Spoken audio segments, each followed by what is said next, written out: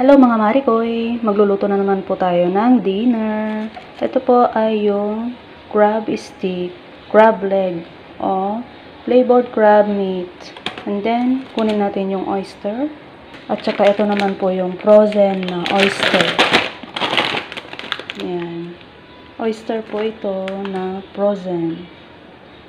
Sabi niya dito, frozen seafood.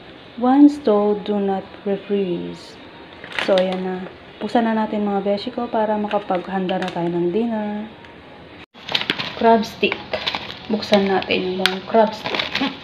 Ano nga ba itong laman niya? Ganyan siya, oh.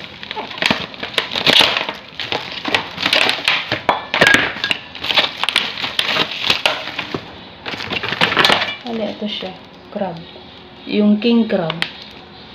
Yung mga galamay niya. King crab. Bali, kukuha lamang po tayo ng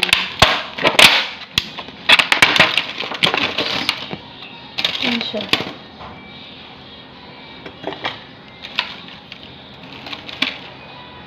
One, two, three. Oops, nahulog pa. Tapos ito. Kuha lang tayo ng konti.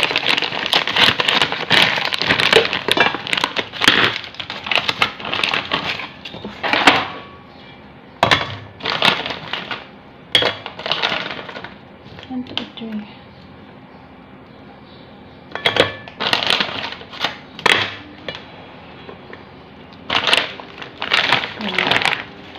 Start na tayo magluto. Start na tayo magluto. Ayan. Heto siya guys, ipinapakita ko sa inyo ang ating lulutuin ay Alaskan crab meat. Ayan, i-steam lamang po natin siya. Same process po sa ginagawa natin sa steamed prawn with sotanghon. And then magluluto rin po tayo ng oyster omelette with egg. Omelette nga pala. Ayan guys, medyo masama pa rin po ang ating pakiramdam. Wala po tayong nagawang video kahapon. So, babawi po ako sa inyo mga Marikoy.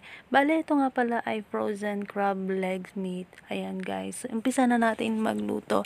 Bale, same process lamang po to ng ginagawa natin sa steamed prawn with sotanghon. Ayan, kumukulo na ang tubig at ilalagay na po natin siya at i-steam for 8 minutes. So, ayan na nga guys. Kung nakaabot ka man po sa dulo ng ating video, wag mo naman pong kalimutang mag-like, follow, and share. Subscribe na rin po. Salamat!